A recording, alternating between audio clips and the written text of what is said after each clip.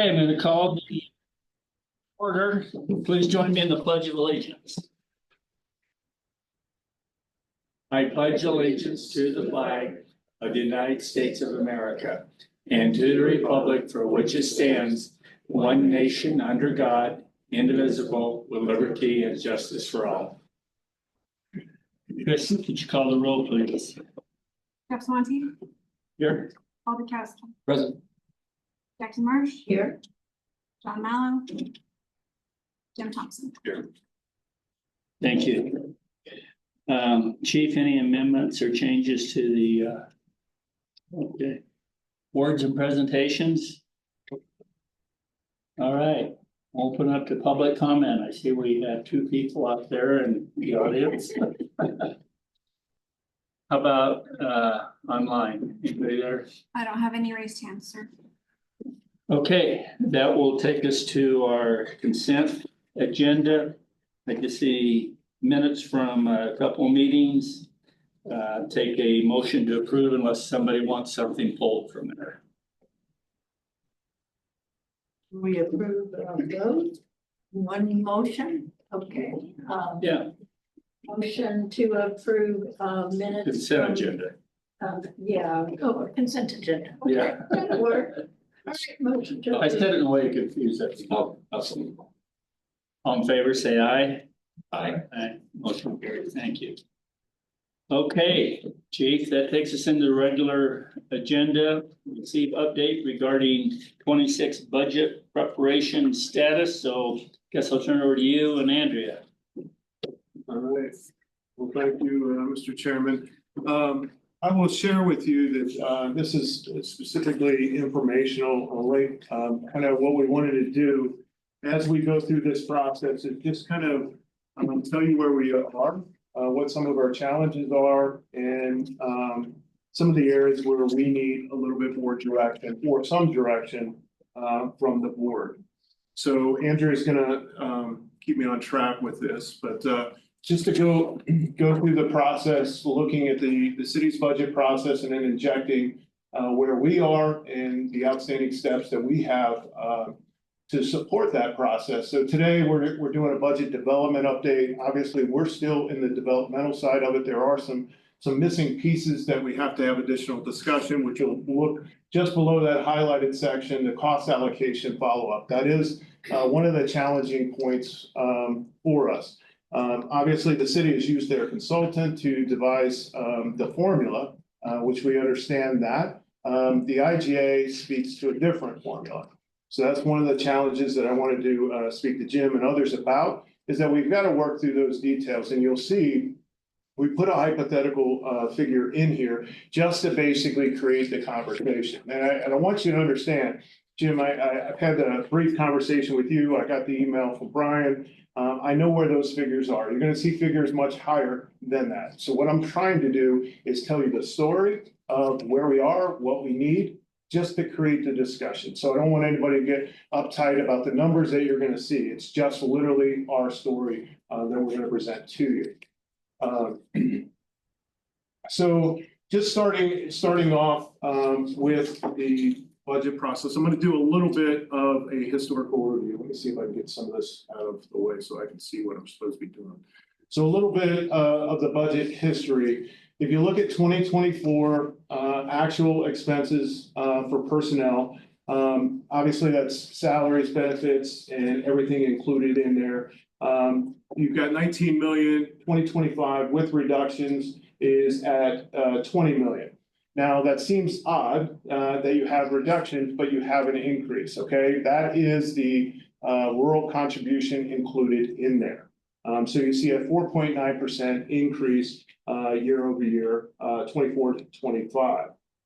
Supplies is basically all the equipment and additional supporting equipment for our various programs. You see a reduction of 31% from 24 to 25. Purchase services down 6.5%. Cost allocations was increased by 7%. Now, comparatively speaking, and you'll see this here in just a second, it has been traditionally 3%, and then last year was 7%. Obviously, that is a point of concern for me, because one of the things we'll talk about, in accordance with the IGA, I'm supposed to interact with the city manager. Now, I respect the fact that we've had 3 city managers now. Jim, this is Jim's first round of it, but we had Rod in between, we had Steve. Respectfully, I have never had a conversation regarding the cost allocations with the city manager. Now, what that is the city has their formula that comes from a consultant. Now, I have met with city finance 3 separate times with 3 separate finance managers. So first it was Frazier, then it was Amy, and now it was Andrea.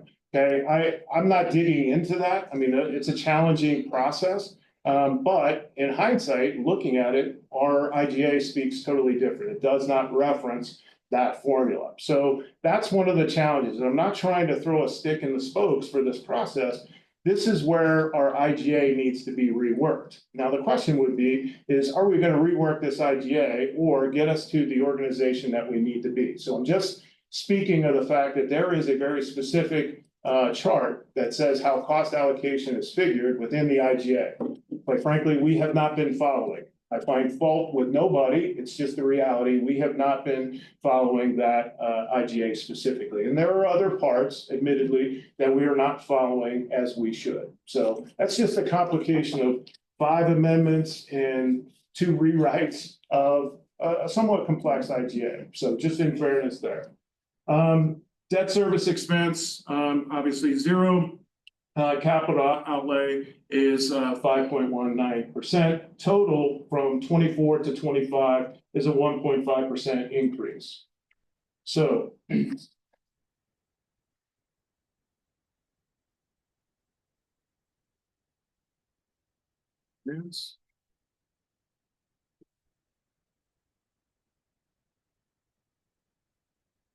And all these great highlights for you to call attention to. It doesn't matter now. So.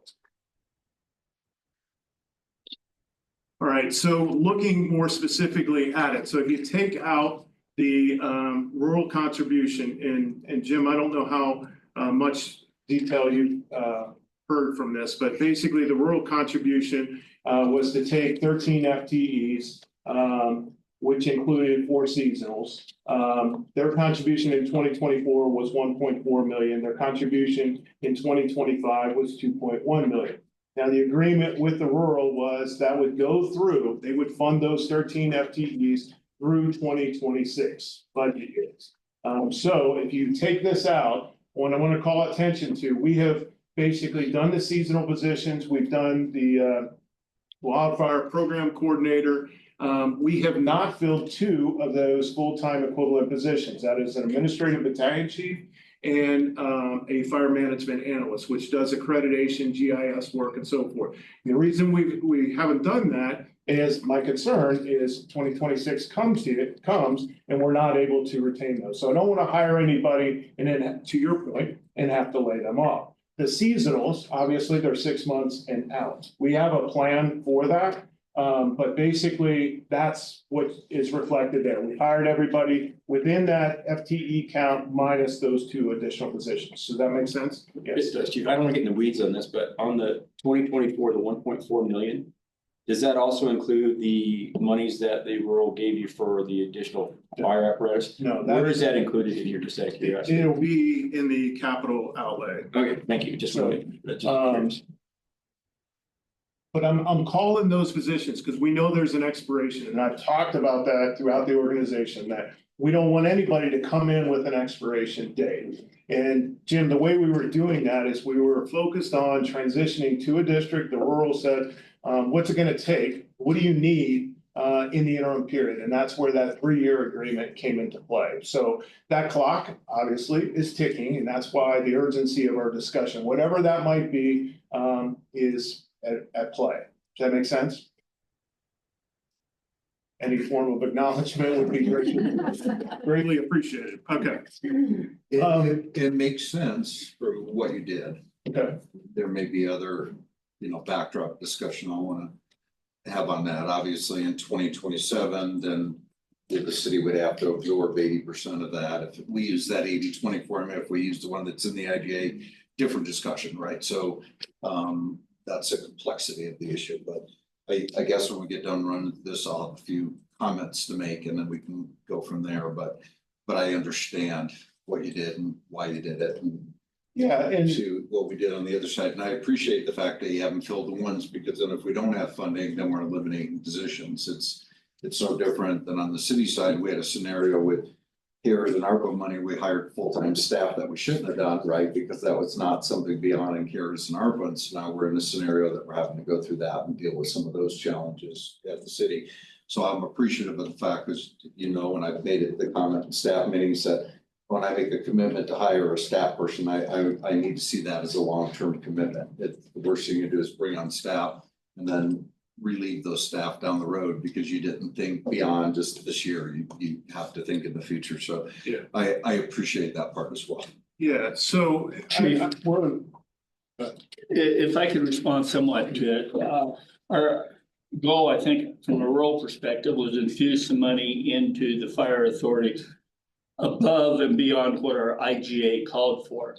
And we had this conversation about we don't want to have to ever lay anybody off, but we feel like due to attrition and stuff, if worse came to worse, and we weren't able to fund it, we're not going to actually go to somebody and say, we're laying you off, Jim. What would happen is somebody's going to retire, somebody's going to leave. So we might replace a position, but never a person. So we would never approach this with, we're going to hire somebody short term. What you're saying is very important to us, that we hire somebody with a commitment to each other, them to us and us to them. Well, and part of that, if I may, is, you look at your attrition values that you normally have in an organization. Then you also have to do rovers because you have people sick, you have them on vacation, you have all the coverage issues you have to do. I mean, all those come into the whole big picture discussion. And you have certain talents and ranks that are not, that you're underfilled or you don't have a grouping to come in next. So you never want to be in a scenario where you go out and hire a bunch of people and then you don't have that upward movement where you have those voids in the organization. So I get all that, but it's a much greater discussion than just the short one I just put on the table, and I understand that and I appreciate that because it's far greater when you look at coverages, you look at skill sets, you look at those things that we need on the trucks to serve the community. Yeah, that's going to be a totally different discussion than if you just look, do we have financial capability to fill that void? So yeah, and admittedly, I think that's the complexity of this. That's why we want this to be an informational update for discussion. And to your point, it's a much greater discussion. Now we're talking downrange, and all I'm trying to do is set the stage with financially where we are, some of the critical needs that we have, understanding the financial crunch that we're in. Where can we meet that compromise and set the stage for the future, considering those positions and the needs that we have before us? Yeah, absolutely. Just want to make sure the terminology I think can get a little confusing. So the 80-20 that you referenced, Jim, that is the split between the rural and the city. What the chief was referencing to that the MGA calls for something different, that's the city services cost allocation. What LFRA pays the city for services the city renders, the two different things. Just. Thank you for clarifying that for me. And on that allocation, correct me if I'm wrong, so when we're talking about cost allocation, the city's paying their 80%, that's actually going back to the city, correct? I mean, they're paying. Essentially, Yeah, providing. but they're providing services. Yeah, right, Yeah. right. Yeah, which again is a bigger discussion when we talk about the future of the organization. We had talked about, well, we have an HR, the city has an HR, is that considered redundant? Well, if you talk about an independent agency, it's not redundant. So it's, again, long-term discussion or downrange discussion, but that's where it's going to come into play when we talk about cost allocation services. If I could just ask, this presentation wasn't in the packet. Oh, there's one here at John's desk, if you want to see it. Yeah. Okay. Thanks for having me. Thank you. See, you didn't show up. What do you got? That's neat. So, Jim, from your perspective, you asked to start with revenue and then work your way backwards. So where we are with the revenue, I want to call attention to a couple of things. Just as the city's had a bit of transition, as have we. So last year, we had a transition from one finance manager to the other. And the projection was for 975,000 in revenue. The unfortunate thing is that was nowhere close. And so in hindsight, it was a horrible thing, okay, because we get penalized when we over project. We basically face a deficit. When we under estimate, we're in a better position, as is the two contributing parties. So in this case, the reason that is so drastically different, the 975 reduced down to 661, is basically if you look across this year, this is what we're projecting, a more realistic projection as far as generating a revenue. At the same time, the special events, you see a lot of movement within that. There are a couple things at play within the special events. Blue Arena, that is the backstaffing or the support staffing that we do at Blue Arena. It's also, we put in place, basically anything that goes over 5,000 attendees, so special events, i.e. the fair, we now charge for that. So same thing will hold true for the air show. Those things weren't in play before we put those in play, so that's where you see the special events. I have one more to add there. The miscellaneous, there's some fluctuation in that miscellaneous. There's a couple things at play there too. The air curtain burner, which we're doing with the wildfire mitigation, there's a service fee for that. So when we take that out and staff that, there is a revenue generated. So there's a cost for our personnel, but revenue is generated with that. There's also in the miscellaneous is the district management fee. So $36,000 for the district management services that we provide to the rural is also contributing to that revenue. One additional thing that we have in there that we created this year was the Berthoud fire marshal services. So there's some revenue being generated through that as well that's captured within the miscellaneous. Chief, excuse me, not to get in the weeds on this again, but if we've got we have fire crews up doing mitigation work up in the mountains, okay? I know that there are districts or authorities or departments that charge for said work. Are we leaving money on the table? And I'm not saying gouge people. I mean, I had a tree cut down that cost me $4,000. I didn't call you guys. So my point is, are we missing revenue that's out there that we should be charging for? I understand we need to keep community safe, got that. But above and beyond that, Mrs. Jones, Mr. Jones wants to cut this tree down. Do we give them, this is what it's gonna cost? No, in fact, I mean, first of all, we don't want to compete against private sector. That would be a horrible idea. The other thing is they pay taxes. So that is what we're advocating, is the preventative side. So hence the reason we're doing the inclusion election, with the most focus being on the mitigation services. They really don't gain anything from a fire protection perspective, because we've said all along, and I've said it in every correspondence that I put out, we're coming. We're coming because we're not going to leave somebody at risk. They have zero fire protection. Now, by rights, as the fire chief, and you can tell me to do differently, as the fire chief, I'm assuming some liability there. I mean, if we have a fire in our service area and our units are out there, yeah, we could compromise ourselves. Hence the reason I want to do the inclusion election, bring them in.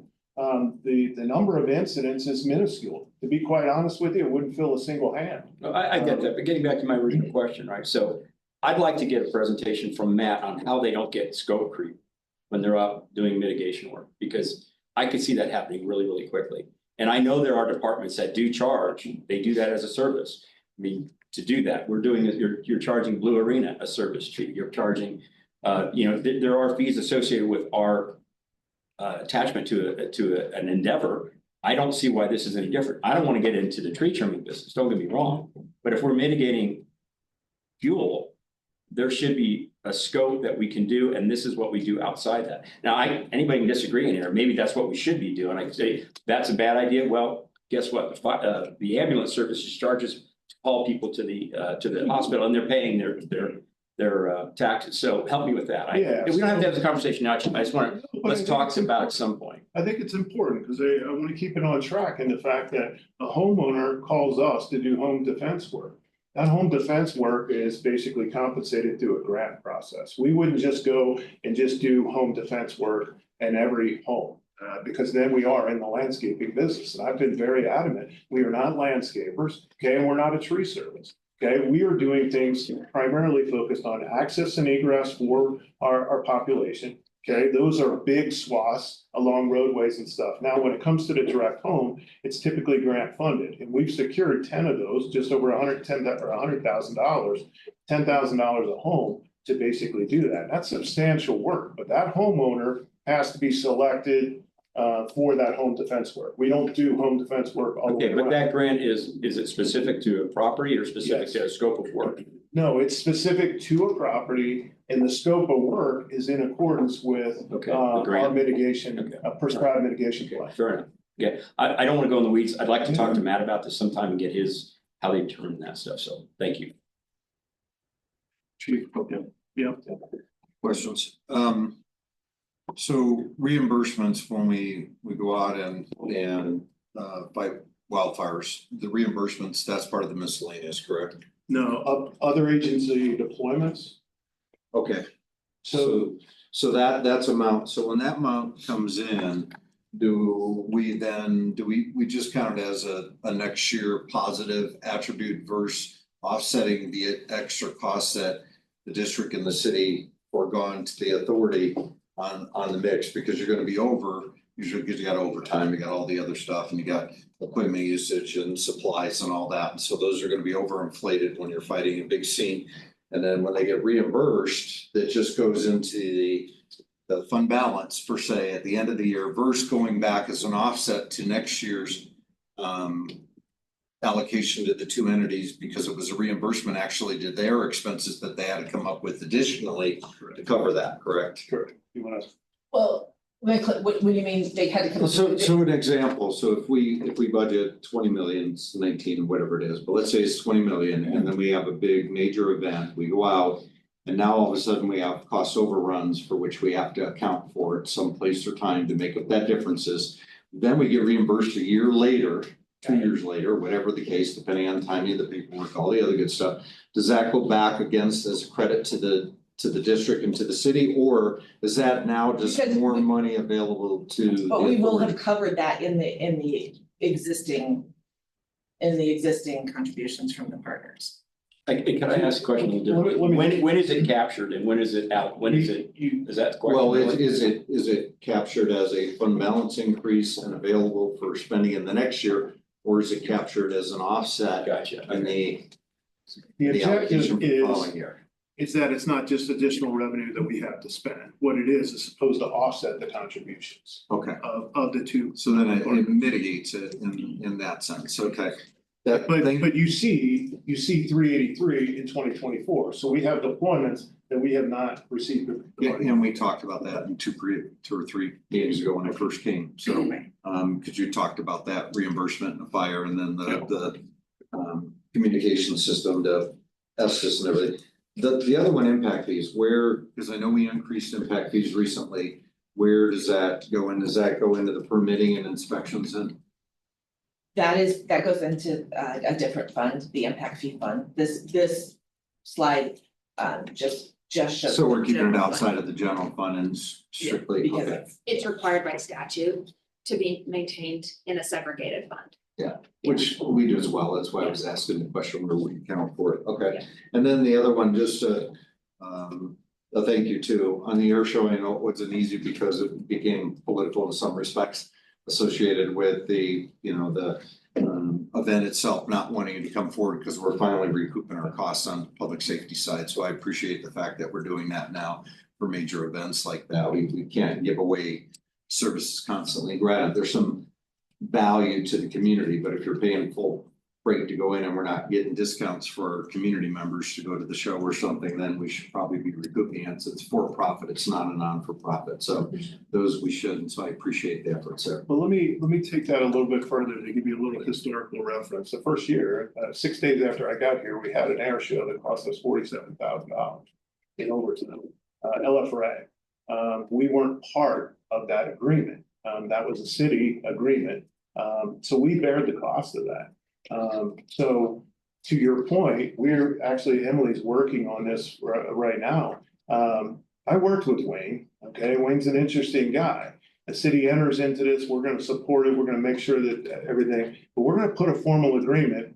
Because I can't have the city sign an agreement on behalf of the LFRA. So I know Wayne's gonna push back, but bear this in mind, I had extensive conversations with them for a 4-page PDF PowerPoint agreement. That's not the way we're gonna conduct business. I know that's not the way you conduct business, but we're focused on making sure that we're generating the revenue that's offsetting the expenses. Thank you.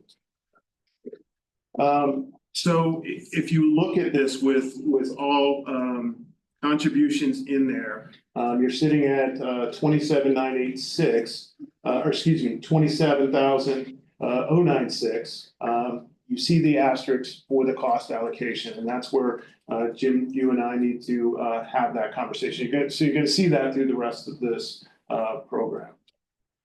So regular partner contributions to the general fund, city of Loveland contribution at 19,861, the rural fire protection at 7 million.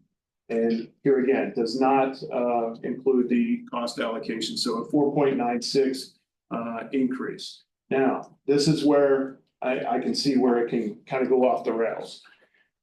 Let me explain through this. So station operations is kind of the all-inclusive. That's where most of our personnel reside. So if you look at the 2025 revised budget at 17 million, the request for 2026 is at 19 million, 19.8. That's a 12.1% increase. Let me explain a little bit of that. Okay, first of all of these categories, or as we call them, divisions, have a reflection of a 3% allowance for inflationary cost on supplies and services. I will say this, supplies and services, when it comes to our equipment and things of that nature, 3% is nowhere near what we're facing.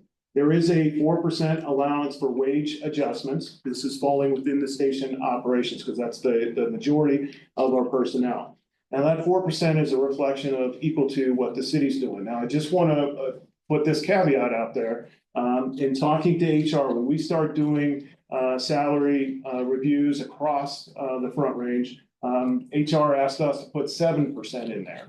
Okay, now the 7% isn't that Paul is getting 7%. The 7% is to make the adjustments within the system that we would need. So we're kind of going out on the limb here by saying 4%. I just want to be very transparent. The 20% adjustment in benefits. That is not a hypothetical figure that we are coming up with. That's where we stand today with insurance and so forth. That is not a figure that we are plugging in as something we're suggesting. That's what we have been given back today. Do we think it's going to sit at that? No, we think there is some flexibility there, but it's going to be a very significant number. Okay, right now the conversation is at 20%. Did you want to add something to that? Okay. The next one. This is an important one. We have had this discussion a couple of times before. I know in 2024, there was a supplemental appropriation on the PD side. This is something that when we look across the fire departments, our comparables, they pay death and disability. We do not. Okay, so the employee pays death and disability. I'm asking to basically do it as a graduated process, a 2-year process, pay 50% of it this year, and then move towards 100% contribution from the employer or the employee, which is a reflection of our comparable departments. So that is built in there as well. And then obviously, the thing that I keep referencing is the 6 FTEs. The 6 FTEs, again, is about flexibility, being able to staff accordingly and provide relief. Those 6, it's not 6 positions, it's literally 2 positions per shift. Yeah. Question on the death and disability. How's that compared to the police department in the city of Loveland? So, correct me if I'm wrong, I believe the city pays death and disability for the PD. The reason I ask that, again, our goal all along has been to be consistent across the board with what the city does. And I agree, but I'll add a caveat to that too, because I don't know the system totally on their side yet. I've had some discussions, but a part of it is system-wide. Who are your comparables? So like our comparables may be different than what the authorities compared to and pay and so forth. We may use Johnstown, Fort Collins, and you may use Boulder, Thornton, or whatever, right? And so if you're gonna do a comparable, you probably should have consistency. If we're doing consistency across the board, the other falls then into how you pay. So in our case, we may have a 7-step range, you may have a four-step range for firefighters, so forth. So whatever your comparables in the market may have a 10-step. It may take 10 years to get through the system, not 3 or 4. And so depending on where your midpoint is in that pay system, that determines your market condition, right? So there's a lot that go into that discussion, and right now we have different systems in the two. So if we're gonna move to that comparable, it may impact in different ways. It may even be a bigger cost, maybe a lesser cost. But if we wanna put it as part of the city system, it will look different than it does today, from what I understand in general terms. So I wanna be careful of that. That you're not really comparing apples to apples. If we wanna do apples to apples, then we need to change the system so they're all consistent with one another. So, and we're working on that at the city right now too, because we had some inconsistencies, some overlaps, and we gotta clean that up in our system, so we're fixing that as well. So there are some adjustments that we're making. But not to go into the depth of yours, because I haven't gone there, nor is it my place to go there, so I'm leaving it kind of alone. But if we are gonna force that issue, then we will probably have to do that. But that's. Yeah, and I'm going clear back to when we formed the authority. It was very important to the city and the rural both that we had no loss, no gain by taking city employees and making them authority employees. So, and we can always change it, but we've tried to be consistent with what the city has done over the years. So nobody can say something was taken away from me as a result of no longer being a city employee. And Jim, I think this is important since you're new, we can reset the deck. And what I've told Andrea and the executive staff is I want full transparency. And quite frankly, when we talk about cost allocation, we talk about us paying 57% of the actual cost. Well, I think we ought to share what the actual cost is. If we're paying 57%, if the city has given us a 43% discount, I think we need to reflect that. That needs to be the full story.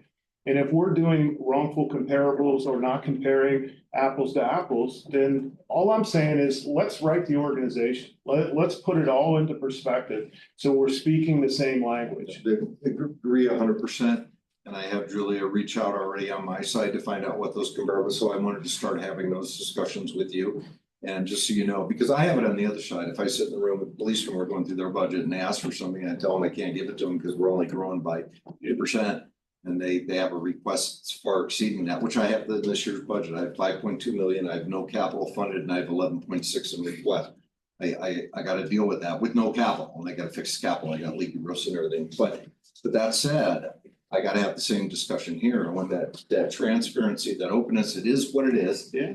And here it is, and let's just talk about it, and let's find a good landing spot we can all agree on. Versus trying to have one thing hidden or another, and we're doing that on so many fronts, the mayor, metro district, all the other stuff. We got a lot of things, the TIFs and all the things we hear about in the community. We're just gonna put it out there and have the discussion. We need to treat our people right. We need to right side it. We need to provide a service to the community. And that means we may have to have our discussion down the road, but let's have them. I can't agree more. more. There, Chief. I can't agree more. So, I mean, I know we're costly, and I think all of us have to have that conversation. Then we put all the marbles in the jar, and we count them and divide them up accordingly. So, anyway, we're on the same page there. I'm glad, you're seeing this. All I'm trying to do is tell the story. These are the conversations that we have to have. So, I throw this up here, and I'm not trying to create a dramatic effect, and I know it can look like a dramatic effect, but I think it's important with any discussion that we have. I've said this for a number of months, okay? Basically the squad, and I'm gonna tell you, and hopefully the troops don't beat me up over this. I think the squad is one of our most important units. And the reason I say that, it has the largest footprint. And it puts our primary units, or retains our primary units, in an in-service status for larger scale calls, the engines, the trucks, and so forth. Right now, we're staring at a 43% brownout rate. Now, that 43% brownout rate is on the basis of those positions, okay? So because we don't have overtime, our overtime, I think, is at 570,000. We haven't hit 570,000 for years. It's fluctuated all over the place. We have asked to basically true that up at one point in time. And when I say true that up, what the conversation prior to Andrea coming was between Fraser and I, and said, could we manage at $1 million? Okay, so if we had $1 million of overtime available to us, some of this could go away. What I'm trying to do is hold down the overtime because I don't have it. I'm literally overspending my overtime rate. I think it was at 161% last year. This is the way I'm basically reducing that, or trying to stay within reason, is rounding out a unit. Now, I have to be honest. I haven't done anything publicly. I haven't had librarians coming to the podium. The reality is this is a change of service. When we reduce this unit, take this unit out of service, this is a change in the service to our community. I haven't pounded my chest over that because there is a truck company or a tower that responds. But I also shared that scenario with you where we had a cardiac arrest. Those two units responding out of the same station. Squad was in service that day. It was in 6's area. They both responded. It was a 1 and 34-second differential between the arrival of the squad and the tower.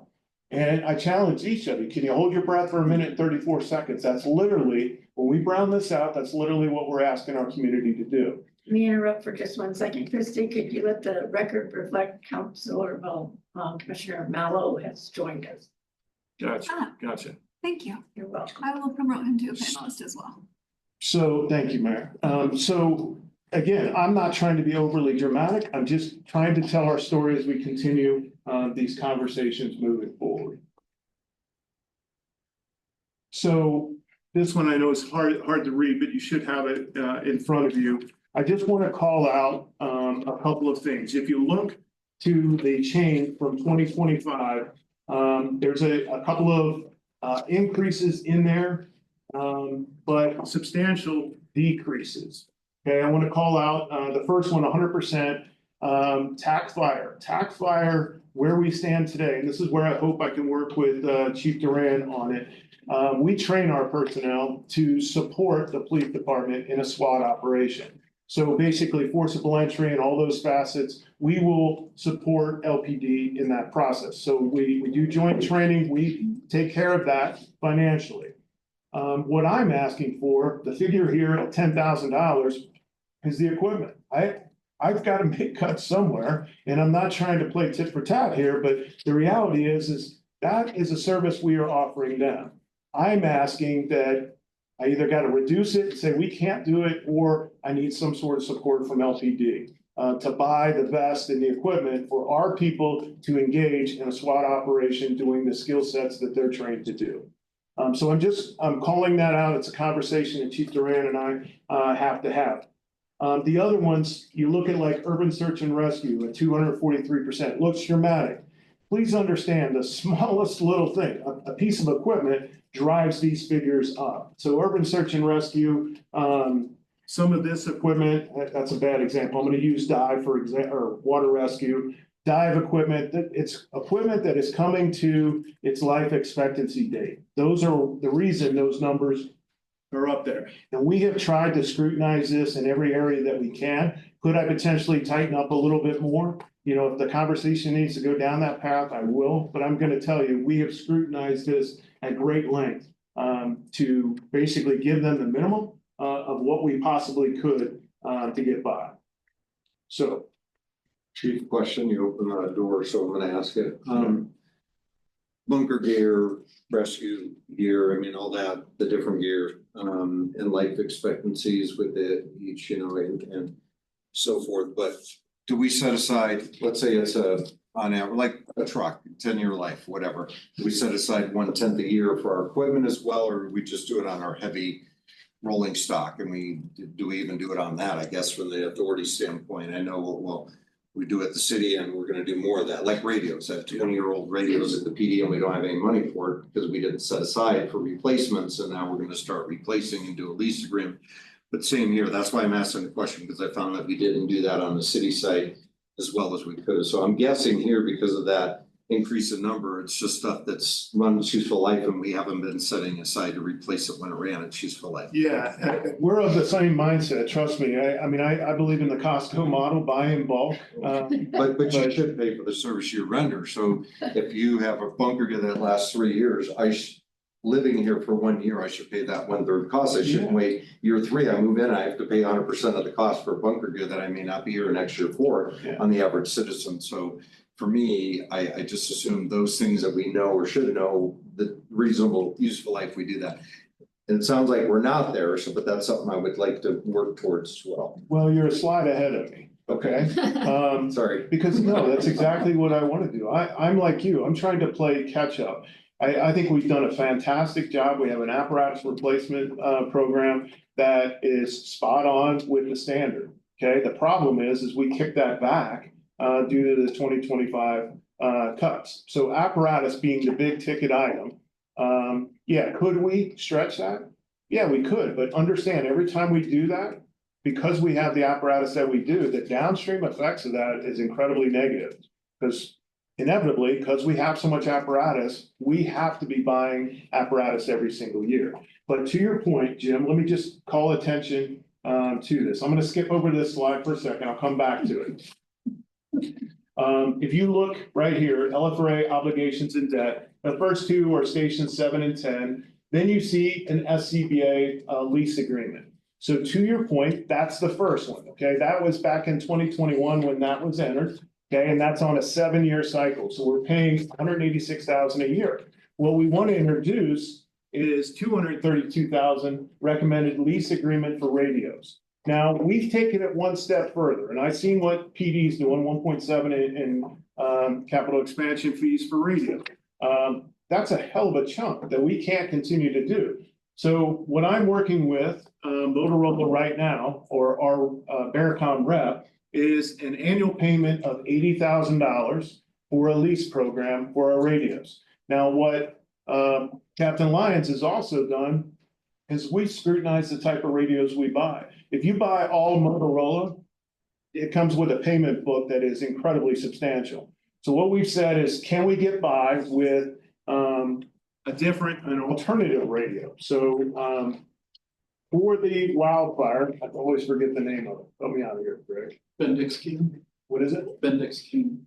BK radios. Now, I bet it's like Balfour. So BK radios are suitable for wildland operations. They are not suitable for an IDLH environment, i.e. a structure fire. So what we've said is we've scrutinized the radios we're going to buy. We're going to buy as many BKs as we can get by with, and then the rest in the high hazard environment would be Motorola. And that's the reflection here. So BKs are on top of this, but we have reduced it down. Our goal is $80,000 as an annual payment through that lease program. Does that make sense? Now here's the kicker. When we talked to Wes out of the blue, he said, yeah, we can go down a lease program. We haven't solidified this yet, but you haven't been paying an annual prevention fee as well. So now he wants to tack on $25,000 annually. So that would be $105,000.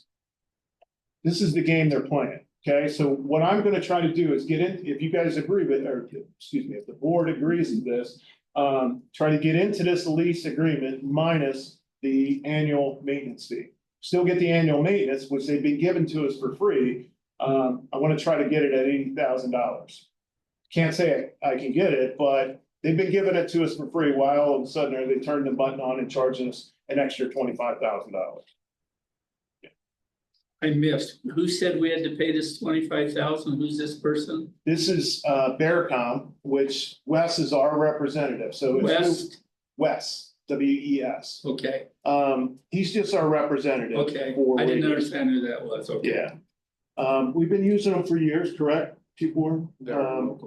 Yeah, local rep, everybody's using them. And we are venturing away from the norm. You know, it was just buy Motorola, and I've spoken to this. I believe it's a monopoly, okay? So we're trying to break that a little bit by doing the BK, so a lesser expensive radio and buying fewer Motorola's. Chief, since we're looking at your budget and tearing it apart line item by line item, I've got a question for you on your warehouse program. So it's a substantial amount of money, and are we saving anything? I mean, originally, hold on, the original concept was we were going to buy in bulk, we're gonna buy with Berthoud and Windsor and whomever else, right, Front Range. And we were gonna warehouse and we were gonna buy in bulk. I have not seen any numbers on that. I mean, it would be nice to give a 3-page presentation on this is how much money it's costing us, this is how much is money we're saving, and this is why we're doing it. Because we've seen nothing. To me, you know, and I know Lyons is working hard. I mean, he's a hardworking guy and his assistant is too. And I know it helps take some of the strain off your staff on duty. But I'd like to know what the business model is for this because, you know, there was this whole idea thrown out for a $3.5 million warehouse. I'd like to know what the business plan is for this because, you know, $250,000, I'd like to know. Yeah, it's pretty simple. We're not there yet. We got nothing to share with you. Chief Ward is working. I mean, this is agencies trying to convince other agencies to buy consistently. So for example, if you go to a fire and you see Berthoud and LFRA working there, you'll see the exact same turnout. No, I get the interest, yeah. It's the exact same turnout gear, but their stripes are yellow and ours are orange. Okay, well, that's an additional cost. So what we've got to do, and Chief Ward is working on this, to create a standard across the board that we all agree with, so we can buy one set of turnout gear that is reflective of any organization. That's proper warehousing. That's the cost of. No, I get that. I understand that. And I think that's a noble idea. My question is from a business model, if you're looking at cutting costs, does cutting $190,000-$200,000 out of that program, is that something that's on your radar screen?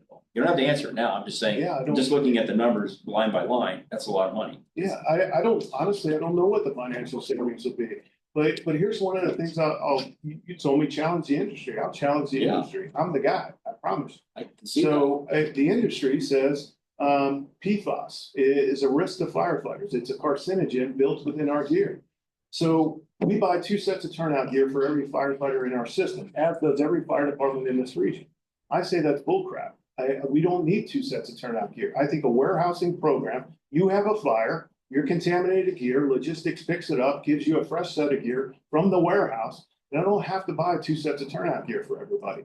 Now, how do we get there? Well, that's what Chief Ward is working on, just try to do that. But if I went with the industry standard, I just basically looked straight up the middle and said, we're just gonna follow the standard, okay? I'm paying the guys and gals that created the problem. The manufacturers who created the PFAS problem, I'm feeding their No, coffers. I'm not interested I in get doing that. that. I mean, if it's a toss up between having a warehouse program or having more efficient radios, so our people are safe and fire, structured fires or whatever they're dealing with.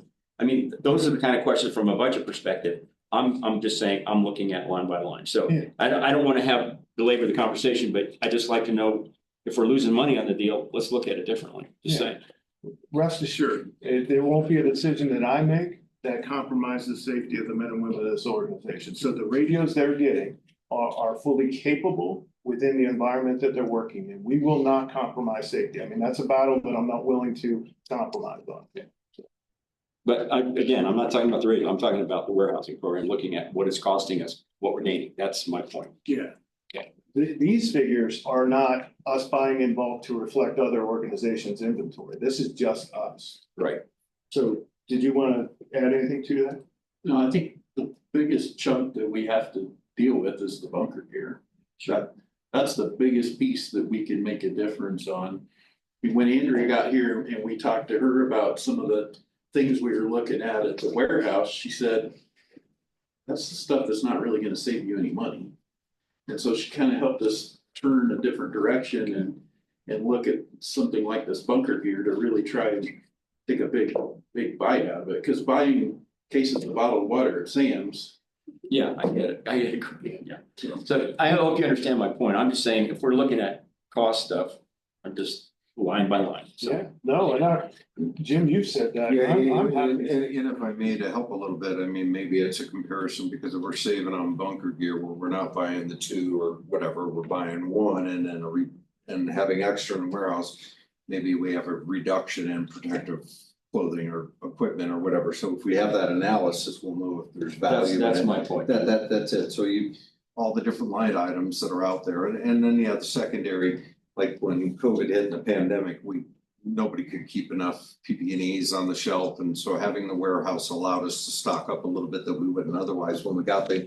So there's some offshoot financial, value to that, and what is that, I don't know, but we certainly could do an analysis that would help, and because there's got to be reductions in other areas. If it's just an added layer of cost for no benefit, then I get where you're going.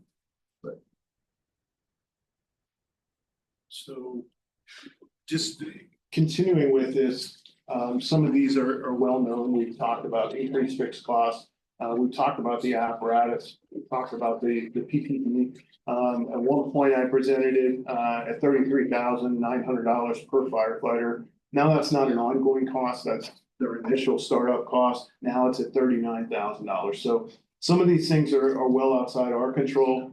We talk about the additional staffing. Those 6 positions just for operational stability.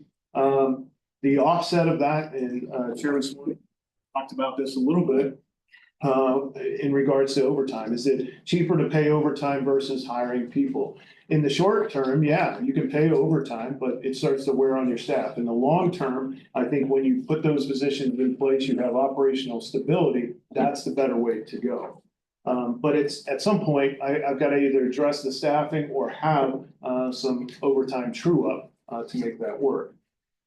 Just referencing the 2 capitals, the larger 2 capitals that we have out there that are unfunded, the relocation of Station 3 and a remodel of Station 5. And then just essential program needs, what we've trimmed back to basically be skeletal in those programs. That's all the programs that we offer. We've trimmed that back to the best of our ability, with the exception of things that have shelf life. Obviously, we can't prolong that further than we already have. The training center improvements, this is talking about the master plan. We talked about this in 2023, 2024, as we were putting forth the increased millage for the rural in this fire safety tax. Phases 2 and 3 include classrooms, bearing in mind that every building, with the exception of the 2 that we have invested in, the new burn building and the health and wellness center, all of those currently sit within the floodway. Warehouse and logistics spaces dispersed over 6 venues throughout the city. And then the back end of the training center improvement is the community safety village. I will say this, we are looking to do a campaign to get that fully funded. I believe we can get that fully funded through working with the Chamber of Commerce and businesses coming in, because it'll be a direct reflection of safety throughout our community. So more to come on that, but I just wanted to put it on your radar. Critical concerns, probably the biggest one that I got to call attention to in 2025. In hindsight, I think it was a bad plan for us to advocate extending the apparatus replacement program by 50%. To a certain degree, I guess I would say I took my eye off the ball. I mean, Fraser put this forth as a recommendation. I kind of went with it because it was the biggest chunk of money, absent salaries, that we have available. But to think about taking a 20-year replacement apparatus and making it 30, it would have antique plates by the time it was out of our system. And I don't think anybody is going to advocate for that. With technology and the reliability of apparatus being compromised, that's challenging. And Chief Ward, this goes to you as well. So other departments that are feeling the pinch of the cost of apparatus, everybody's got to be complaining about it because it's ridiculous. Are they changing their programs accordingly? I don't know if it's 50% or 25%. Are they changing it accordingly? Because I mean, you have to somehow deal with the cost of a piece of apparatus going up, what, 38% or 40, whatever it was?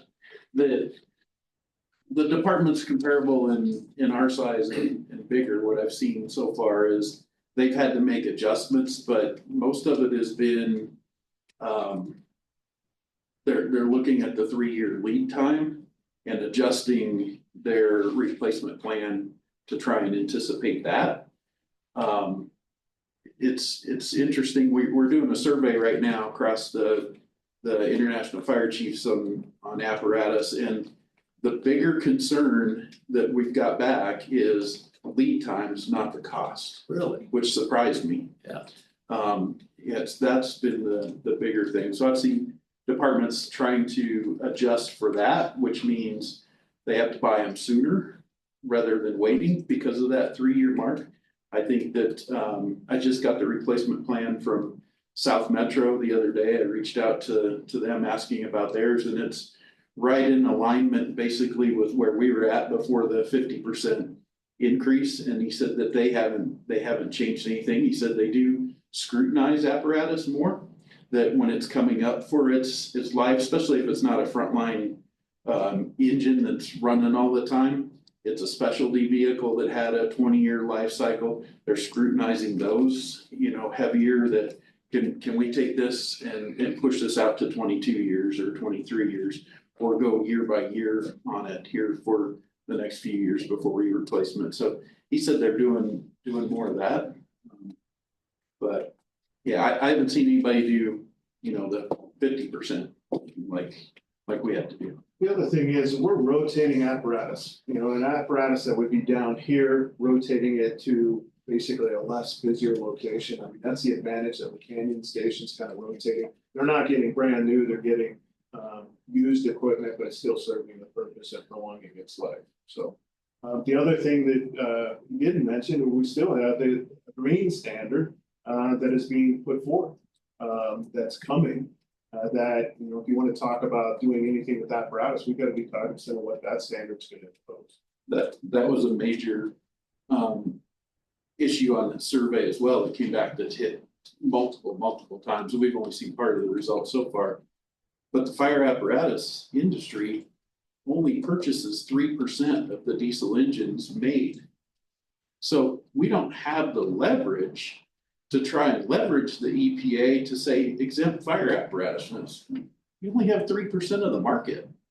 So that's another issue that I wasn't aware of till we started working on this project, that, the survey says, get the fire apparatus exempted from the EPA standard, and everything we're researching so far, that's not as easy as doing that when we only have 3% of the market. Right. Thank you. Appreciate it, Greg. Thanks, Tim. So the green adds what to the cost, do you feel?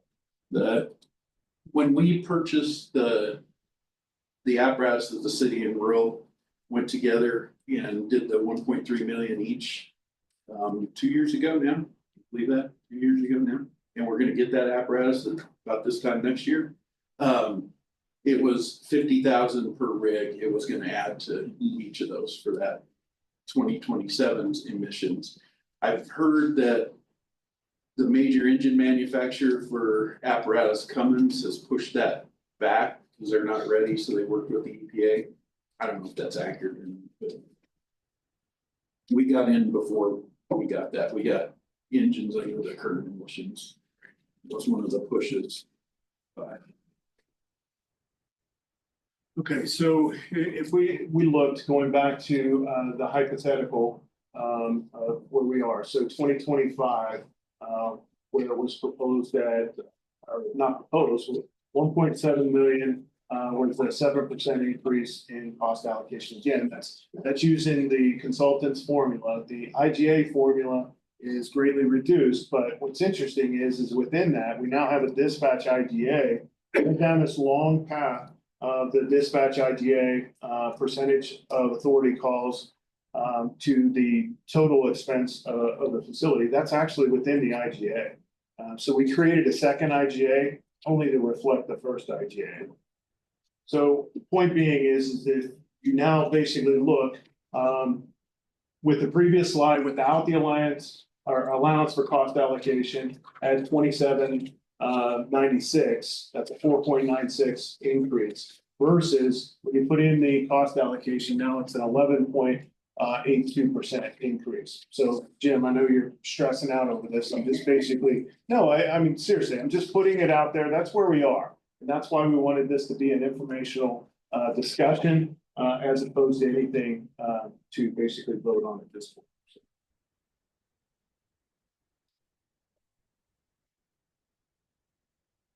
Questions?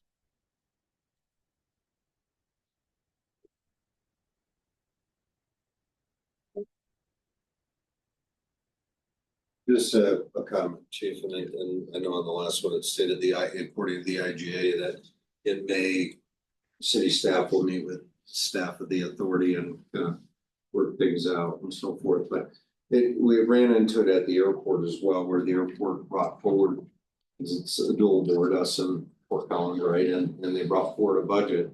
For the board to consider, not an authority yet, but considering to be an authority. And one of the challenges was we haven't seen it on our side and Fort Collins hadn't seen it on their side. And we may have budget changes or, if we grow by 2% and they're asking for 20, it's. To have the board approve it, or like here, have the authority to approve it, then go back and say, well, we couldn't do that because X, Y, and Z, it just creates that negative relationship to begin with. So I like more like there, I'm gonna suggest we do it differently, that we meet. Like in this case where the IGA calls for that, where staffs get together and say, here's what we're trying to do, like you're doing today, kind of walking through, here's kind of the needs. But we may not be able to achieve that, just so we know. I like that better than saying, here's a budget, we're gonna go pound it, and then if we don't get it, then everybody's mad at each other. So I like the approach better when we're kind of on the path that we're on, starting to talk about it early before we put it out in front of us. We all come to agreement, whatever that looks like then. So I'm good with that. So I just want to make that. No, I appreciate that. I think the other approach is why we're where we are, right? Somewhat of a crossroads. So I appreciate it. So. Okay. Right. Go around the table, any questions, Mayor? No. That's right. Jim, how about John Mallow? Hi there, everyone. Yep, I'm sorry I'm a little bit late. I had some transportation issues. Regardless, I have no questions. Thank you, Chair. Okay, thank you, Chief. I think that was beneficial to everybody.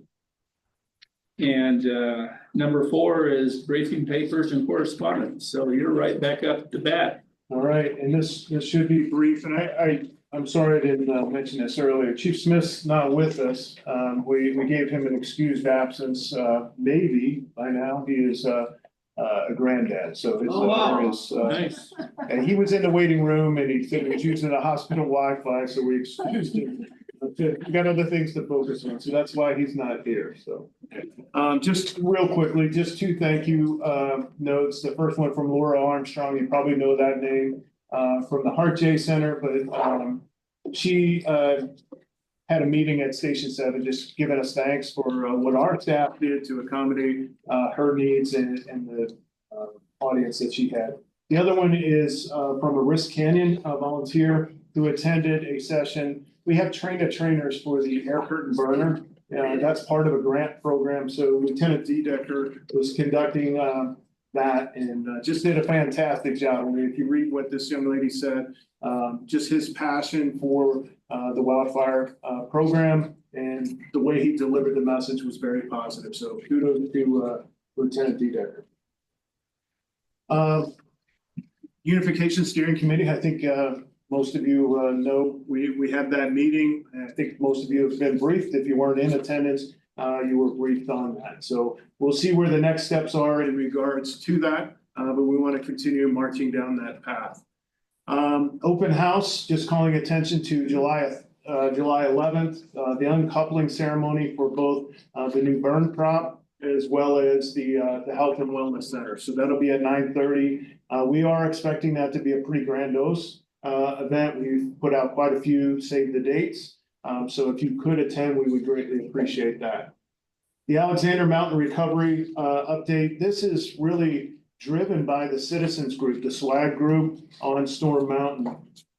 They held kind of a press gathering on May 17th. There was some Denver press that have showed up, some Denver media that were up there. This was really around the Rubicon. Team Rubicon came in and was basically falling trees that had burned and presented a risk to the community. So it's focusing on them, but the effort that these folks have put forth to recover has been fantastic, and our folks have played a critical part in that. So we had some presence at that event, but they're well on their way to recovery. Obviously, it will take many years, but they're doing a fantastic job as a community in conjunction with the local resources. I'll turn this one over to Andrea to give us an update on the accounting technician. Yes, so we have hired Kimberly Downing. She's coming to us from Thompson Valley School District, where she'll bring some experience dealing with grants and and things like that. So we're looking forward to having her join us June 11th. Last item for me is the inclusion election, four different areas, all of which have gone well. The letters went to all the residents, so we had quite a bit of inquiries. All of them have been very supportive. The really only form of pushback that we have had is if somebody owns multiple parcels, one of which they have their residence on, the other vacant land. They're like, can I exclude that? And obviously I'm like, yeah, I would exclude that if I was you. But we always put in there the recommendation that if you do develop on it, obviously there would be a permitting process we would want you to include. And they've said absolutely, they're interested in doing that. I have forewarned the rural board because there is a June 11th public hearing. There could very well be folks that are out there that are going to be a little bit upset because it is an imposed tax. I'm fully prepared. I think our team is fully prepared to address any concerns that they have, but we could have a little bit of backlash just because it's taxes. So, there has been some misinformation out there. Somebody called me yesterday and said, hey, I want to be in the response area, but I was told my taxes are going up by $5,000. Said if they're going up by $5,000, I wouldn't include either. That or you got a very substantial problem. And in that case, you shouldn't be worried about that. Sounds like the Reporter Herald headline about 12 years ago. Remember that one? Well, we cleared it up. We cleared it up. He was very happy. So Chief Ward. All right, just a few updates, logistics for the board members that have been around here for a few years. Remember, we had some significant ladder testing issues about 3-4 years ago. We have to hire a third-party company to come in and test all of the ground ladders, and we had a ton of ladders fail. We were scrambling to get ladders fixed, to purchase new ladders. Since then, we got a different testing company that's working with us much better. It's actually UL that also tests our aerial ladders. And Captain Lyons has a really good understanding of what they're looking for, so he can stay on top of those. We've got in place working with fleet maintenance to help us maintain the ladders as the engines go in for service. They're able to take care of any minor issues with the ladder, so we're able to stay up on it a lot better. So that program's working much better than it was a couple years ago, 3 years ago. We got into a real bind there. Safety committee, they're working on a hydration study. The Gatorade type stuff that we've been using for the last few years. They did a study and we're going to a different kind of supplement for rehab from calls and training. And that's just a testament. That group's been up and running for less than 6 months now, our safety committee, and they've done some accident reviews and they took this on and had a near miss with an air pack issue recently and they're in the middle of studying that one. So they're doing some good work for us and making a difference. Chief Ward, your safety committee, is that comprised of your staff or who's on, who just? Yeah, Chief Stark is the battalion chief that runs that. And then there's people from all 3 different shifts, different ranks. Jim from logistics, Jared from community safety division. Okay. Make up that. So it's people from across the organization. Okay. Thank you. Community safety division, Jared, one of our fire inspectors, just recently achieved his fire investigator certification. That's an area that we've been a little behind in CSD. We want to be able to do more with fire investigations. Right now, the ops folks out on the engines take the majority of those, but that's really hard for somebody that's going to go on their 4 days off the next day to follow an investigation through. So we want, in those type of situations, an arson fire, a fatality fire, something like that, we want to be able to get our inspectors plugged into that to assist with that investigation and to be able to help carry that for, business hours when detectives from the police department or sheriff's office are working and stuff to make it a little more, keep it on track, I guess. Training division, a couple big things they got accomplished this last month was live fire training with Berthoud and Thompson Valley. They had 3 patients in most of those scenarios, if I remember right. So the firefighters brought them out of the building And then Thompson Valley did their medical piece to it all the way up. They just drove out of the training center and back in.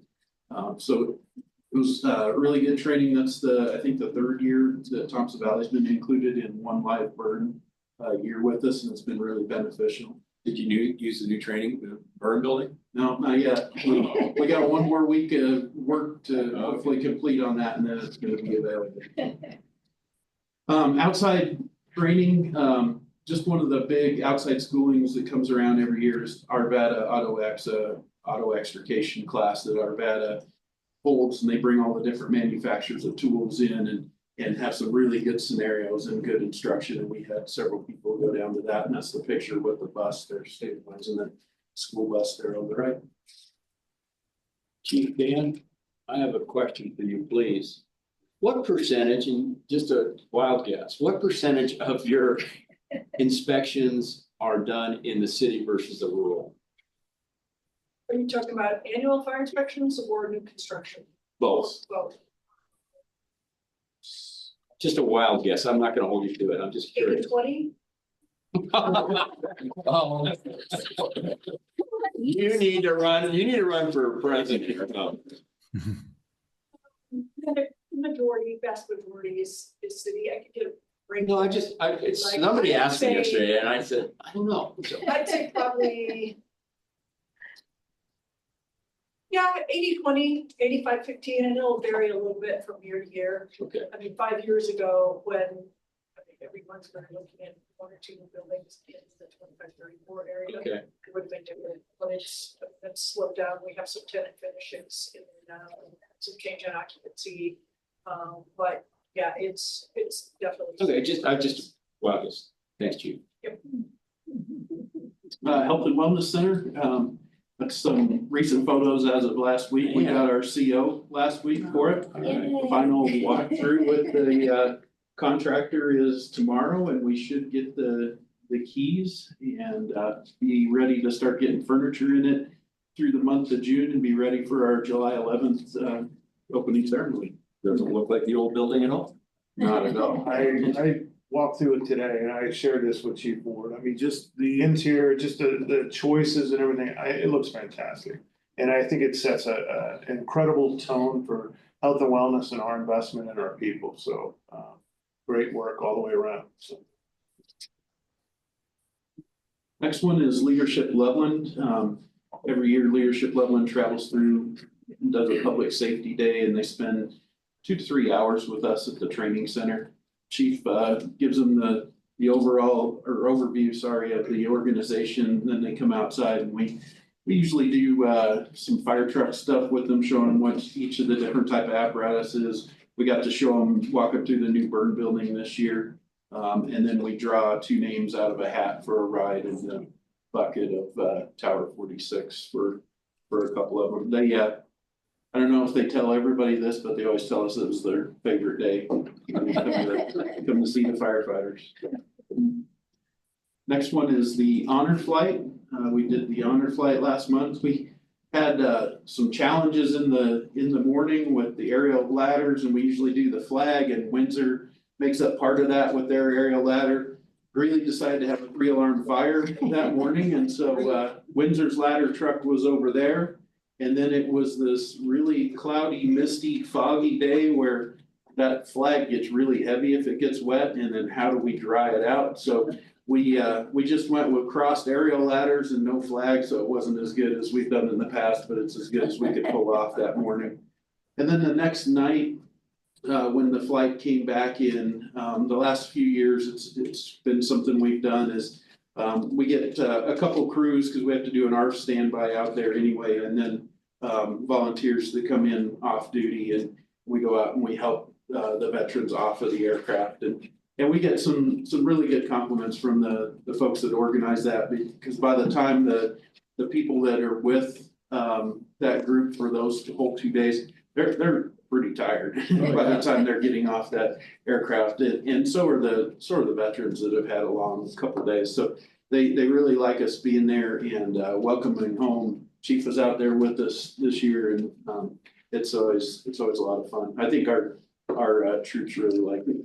I will say this, Chief Ward's selling himself short. He organized this, but to see those veterans, I don't know what the numbers were. They're pretty substantial. Obviously, World War II, I think we were down to one.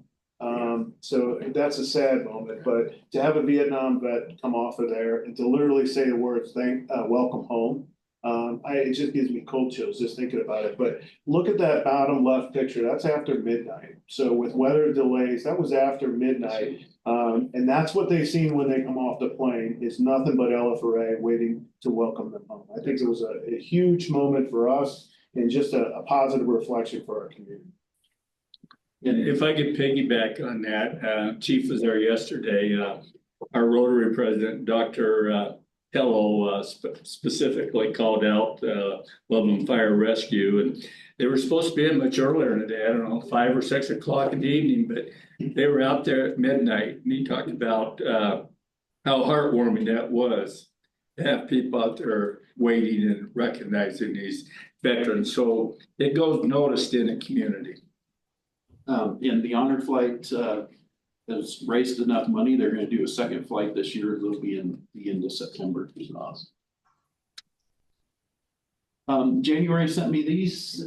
So a Centennial Elementary School Carnival and a Community Helpers Day.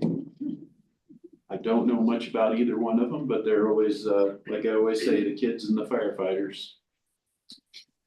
This one is actually a Chief Smith slide.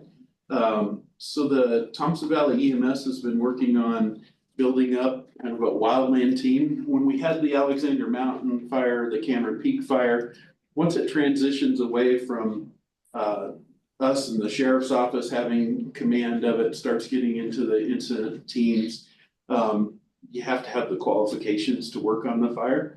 And Thompson Valley, they kind of got in a spot where it's our district and we're up here helping, but we don't have the qualifications. And so there was some back and forth. They allowed them to stay and do some things, but not engage fully, the management team.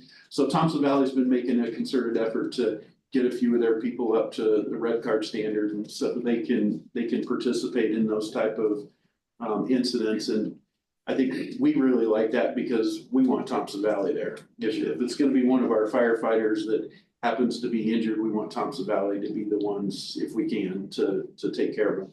So this is Matt Dedecker and our wildfire module doing a field day with the Thompson Valley medics. I think they were up on Storm, if I remember. To take that a little bit further, so when it transitions to a state and a federal incident, there's a gateway certification that's required, which is the red card.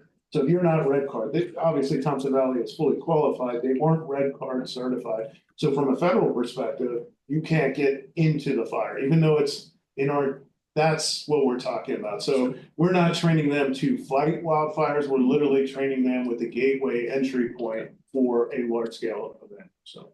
And for them to have the equipment, so the shelters and, you know, the safety things they need to be there and know how to operate.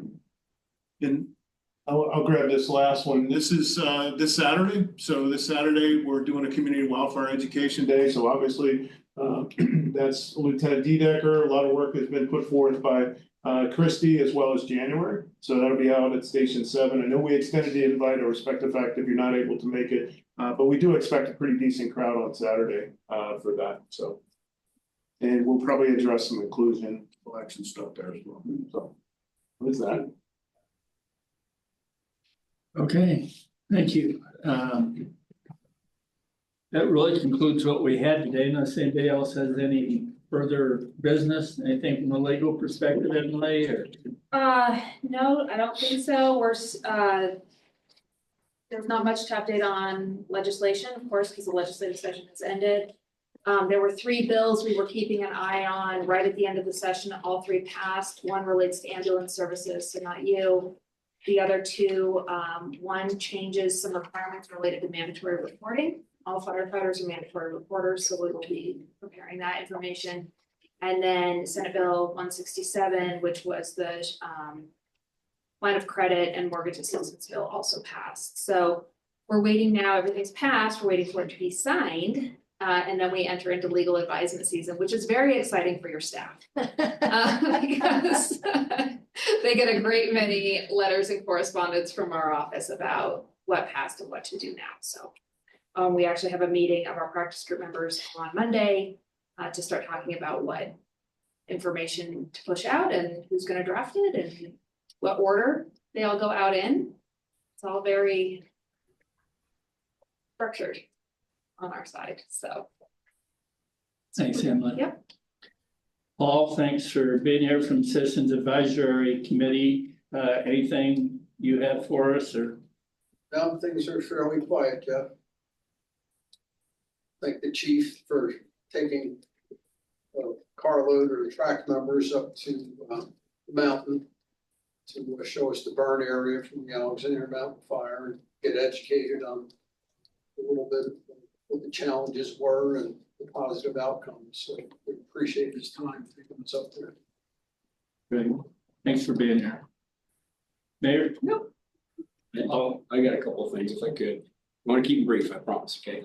So when we look at the strategic plan that we put together, and this is a question. So do you try and look at, from a budgetary perspective, how your budget fits into the strategic plan, what cuts can be made, and the strategic plan is a living document. So from a budgetary perspective, if we don't have the budget means, how does, are we looking at what we can use or affect on the strategic plan so that it gets updated and it lives on as a document? I think that's crucial. I'm assuming you're doing it. I haven't heard that document used in any of the financial discussions, okay? So that's kind of a question / statement. Sure. Are we using that document? Because once a quarter, it'd be nice to roll it out and say, here's where we're at, and this is what's going to be affected if we have a budget cut. Yeah, so if you reflect on the strategic plan was built under the auspices of a fire safety grant or a fire safety tax and a mill levy increase. So we put in there parallel documents, the plan year to year. And then we had a financial plan that went with that was based on those two taxes passing. So these priorities within the plan itself do not change. Okay, based on funding availability, we may not be able to accomplish all of these in said year. So what we're doing right now, we're working with a contractor, Matt Keller, who is our accreditation consultant. He's going to help us with our annual appraisal. We don't have that position. He's going to help us with that. And then we are going to take that strategic plan and revise it to basically say, okay, the fire safety tax did not pass. What's it going to look like for this next 3 to 5 year vision period? And it would be nice to see that once a quarter, just a snapshot. Here's where we are. This is good. This is what's going to be affected from a budgetary perspective and operations perspective, or whatever it might be. That would be, just as one individual on the board, that'd be helpful for me. The other question I have is regarding, you mentioned it earlier, the accreditation issue. I mean, we used to hear about that a lot, Chief, and we haven't. And I'm assuming, what are we doing to either get the pieces that we need to get the accreditation next time? How is that rolling along? Is it still on the radar screen? And we had the rural had funded that position you mentioned earlier in the meeting. What happened to the funds for that position? How is that all being played out? So I've shared this in the past. Those positions, we haven't filled all those positions, and what we've used that for is the offset of the overtime to basically get the duties done, or duties wherever there was a gap. We used that money to basically pay the overtime. Because remember, the overtime was at 560. We're well beyond that. We were at 161%. The overtime specifically for somebody working on accreditation? Not on accreditation, okay. the other facets. From the accreditation perspective, there's really not a whole lot of report out other than our monthly reports of LFRA by the numbers. That's the accreditation process. So it's a 5-year window. We have an annual appraisal coming up. So each of the respective programs have a report out that they have to do. But that's an annual basis. So you're feeling comfortable with where we're at on that? I do, but I mean, Matt coming in to assist us to basically pull it all together. I mean, we need that. So and we did this last year. It wasn't a substantial cost, $2,500 to have him come in and help us pull that together. So when's our next 5-year anniversary date? So 2023, 2028. So 2023, or excuse me, 2024, we were reaccredited, so 2029 would be our next So reaccredited. they don't go 5 years from the first. Okay. Yeah. One more. if I could. Yeah, sure. Okay, so, and Christie, this is kind of a question for you. Mhm. When Cheryl was here, we had the packet document that showed the stations by numbers and what was going on, and it was included in our digital packet. The one thing that is concerning is we used to have part of the pie chart, how much was in rural and how much was in city. That's vanished. I'd like, okay, if I could, I'm sorry, go ahead. So this one in particular, it looks odd because we had trouble with it before. Okay, all right. So, So that part will be back then. Yes, yeah, so, hang on a second. Yeah, I've shared this, okay? We transitioned to new software, okay? We are trying to learn the software to put together the exact same report. Okay. What we did not want to do is put out information that was misconstrued because their terminology is rural or urban and rural, okay? Well, it's not the same No, rural. I get it. So if I put that out, there's gonna be chaos. So just let us slow roll that. We will get that Okay, document. so, but here's my point. Yeah. I want that back. I'm just one person, but to me, the stuff that Cheryl had, I know it's different now, but that was really good for me to understand how busy the stations are, where they're busy, what's going on, so that when we have these conversations about our budget, you can go, wow, I can see why there's an issue here. So that's my question. Thank you for helping with that. Yeah. Thank you. I'm done. We're trying to learn the software and to be able to produce the same report. Okay. So Thank it's you. important to us too. Jim, I'm gonna leave it alone today because I time, so I don't wanna overshadow. Just one, if I may. I know we had the what's going to be like a finance subcommittee meeting. I didn't attend. I wanted to know why I didn't attend because I'm conflicted in some respects. When I sit here, I sort of sit as an authority board member, and as the city manager, I also have to protect the city's interests, and I'll be more aggressive towards that. So just so you know, if we're gonna have a finance subcommittee or a subcommittee to talk about it, probably should be the subcommittee. If we're gonna have it as a board meeting, that's a different discussion as well. Because then I'll be there for the board meeting, but I'm not gonna be there for the sub. I'll send our finance people to go meet with the authority and district's finance people, and we'll figure it out, which is probably right. Then they make a recommendation to all the boards and we'll go from there. But so I just kind of curious where you want to fall out, and there's probably some things that came out of that I want to be clear about as well. The authority or district, I know there's different beliefs that's been going on for a long time. I don't know all the history, and I haven't met with the chief yet, and both have pluses and minuses, right? So we could talk about those. I think from a financial standpoint, but what I want to do is stop at some point in the future, just move forward, whatever that is. And so, you know, looking at that, the discussions like what portion, and maybe if we stay in authority, there'd be conditions I would have put on. I got to change the IJs because we're not following them anyhow right now totally. So we'd have to reopen that and clean those up as authority. But some of that comes back to mill levies, things like that. So on the city side, for what we pay on 19 million or whatever, it's about 12 mills. It's not the 9 mills we collect. We make it up in sales tax, and we can say, well, people in the district shop it. But then I can counter argue that, and I know these have been discussions in the past. I can look over to Johnstown and say, well, Johnstown residents are paying far less than what Loveland residents are paying, because we're paying out of our tax that would otherwise go to other services, right? So it's an opportunity cost to get it up to the 12 mills we're actually paying in to get to the 19 mil, because we only generate on our 9.56 or whatever, we generate about 16 mil.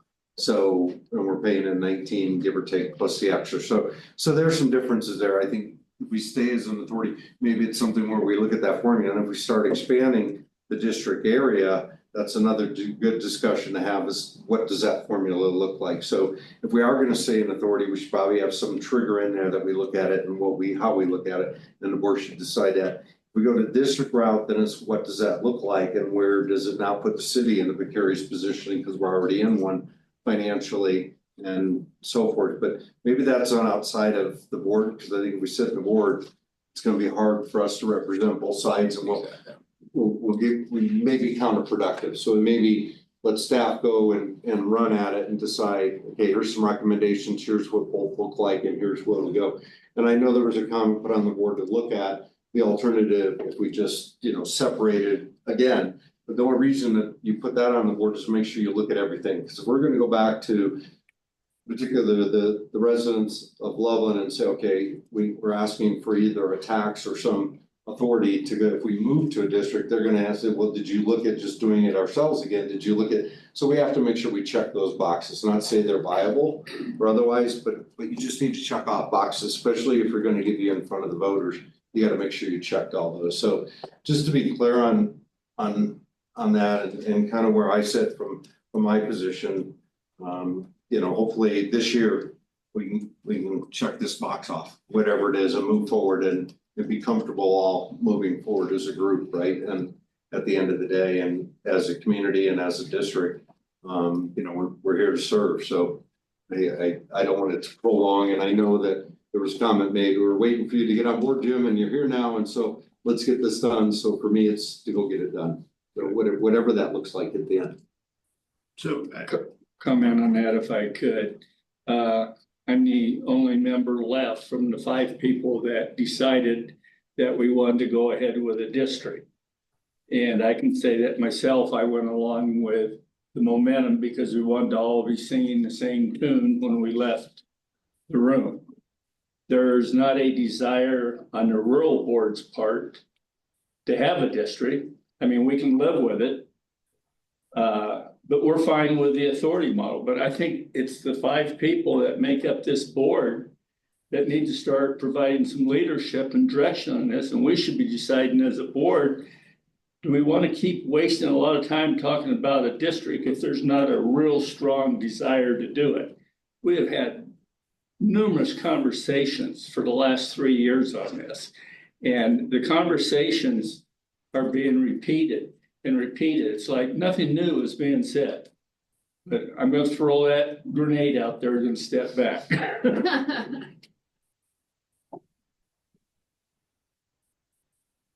Other comments?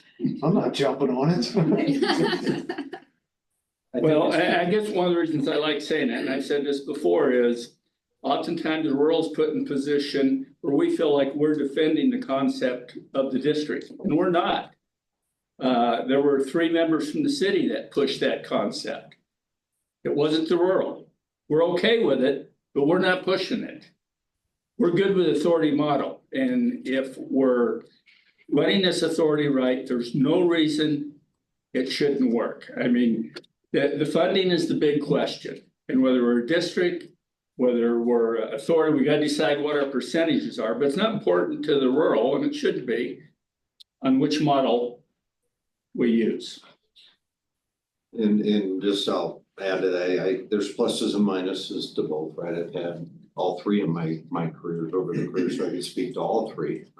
Even with the city overseeing it with contracting as a city with other districts to provide service. Had that model. So I've had many models of authority as well as, having a district in one of the communities I managed, and all have strengths and weaknesses. At the end of the day, to bring to that point, I think we just need to get there. And maybe it's 1 or 2 meetings of the finance subcommittee, so we know what it looks like, and then just say we're done, move forward, just so we can complete some of the outstanding tasks that are out there. But for me, I want to have that ability to say, let's move forward and let's quit talking about it. And if it's on the authority side, I'll probably want to consider some changes to the IGA that currently exists, or all the amendments to the IGA, and there's been a ton of them. And we're not following 3 or 4, to be quite honest, on both sides, right? And that's just not good. But clean that up so it's representative of what we're doing, what we should be doing, and that the authority can agree to. And then likewise, on the others, have some mechanism as we grow or as we change some things that we reconsider some of the allocation model more driven based on levels of service that we desire to have in those areas, not just so much on one factor in the study. And I looked at the study that was done, and I could tear it apart all day long if I wanted to on different fronts, but I'm not there. I don't want to do that.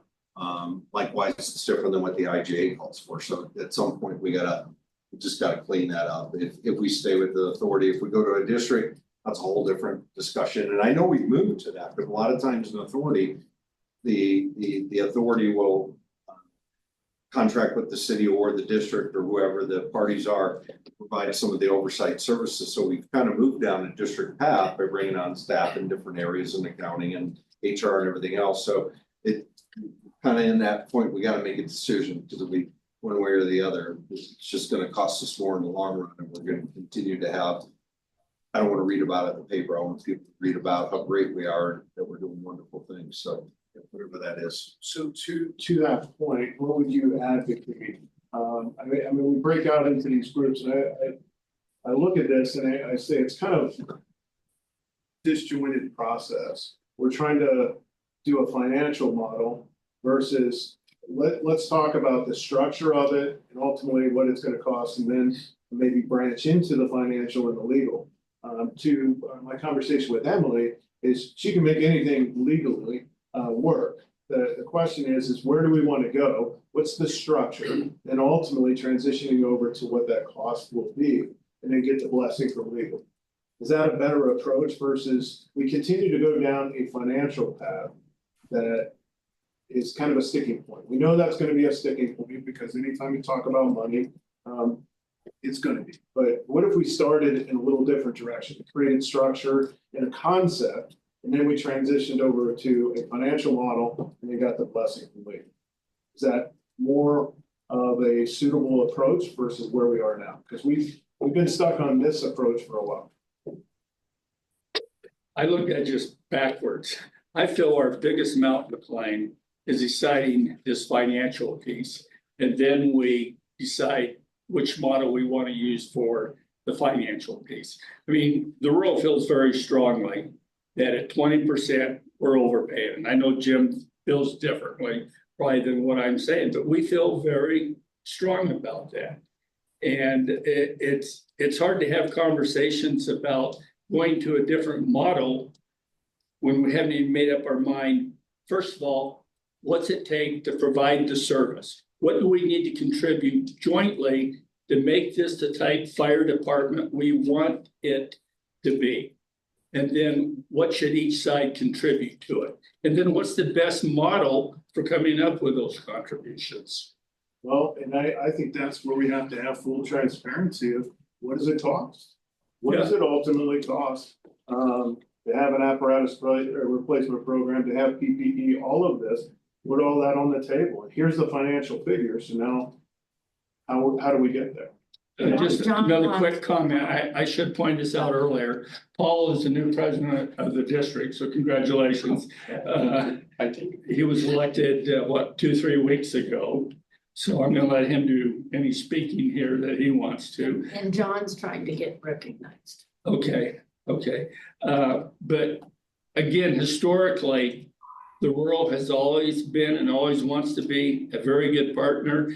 Greg, you've been here for the whole time. We've always paid more than what any IGA or agreements called for, the tune of a couple $1 million over the last few years, almost $5 million. Actually, so we're not afraid to pay our fair share, but we want to be treated like a partner. And we've had a great partnership. We've had a real sense of community. This authority model's worked great up until a couple of years ago. And there's no reason we can't continue to make it work great. We just need to work together. We'll figure it out. John? Yeah, thank you. Thank you, Mr. Chair. Hopefully you can all hear me. I think we need to continue the path we're going with the Finance Committee. It seems to be where the highest hurdles are. Let's just put it that way. And if we can't make it work from a financial standpoint, it's the end of the game as far as I'm concerned. There's obviously no reason to go forward. I'd hate to waste a lot of other people's times on other subjects other than finance, when finance has the potential of being the sticking point. So I would prefer to go along the financial meetings and don't go forever, go through a couple. And if we haven't made any movement, then let's give it up and stay the way we are.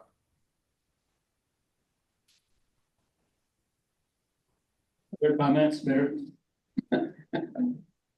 Jim? No, I just looked back because I watched the when there was a presentation in front of council back on August 13th of last year.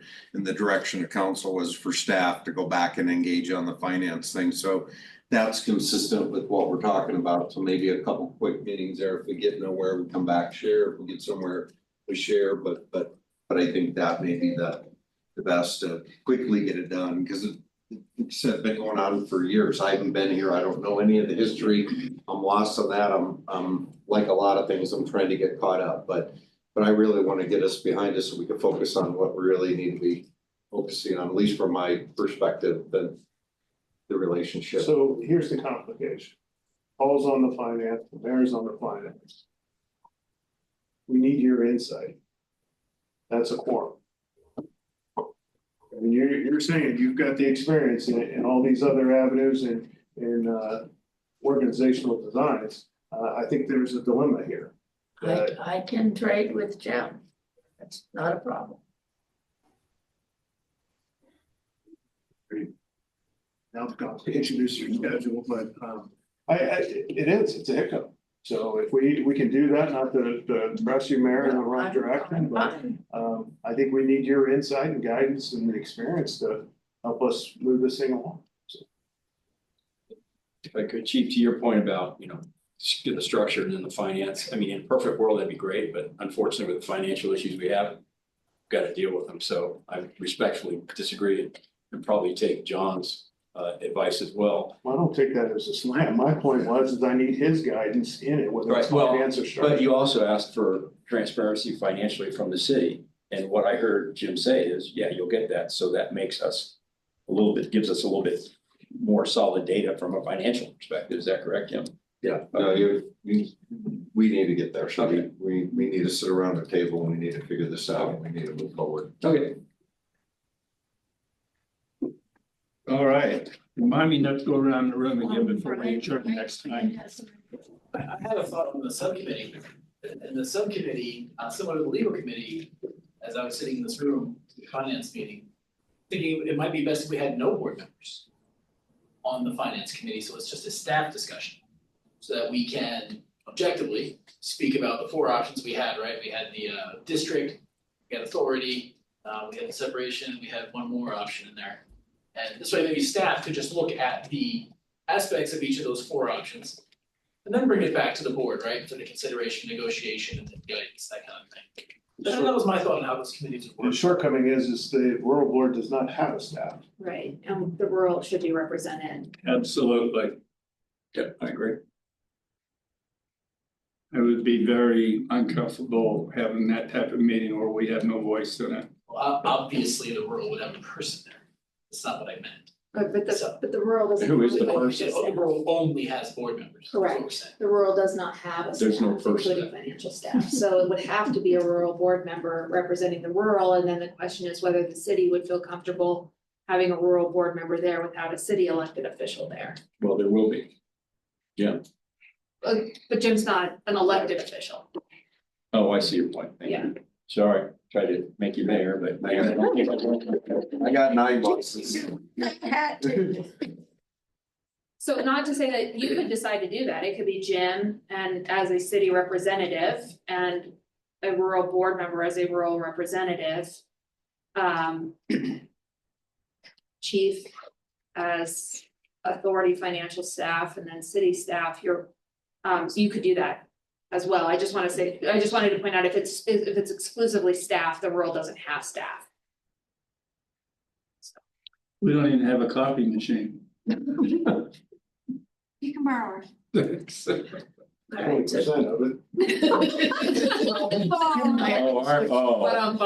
that would be good. So Jim, Mayor has are a we good agreed, question. you and I are switching?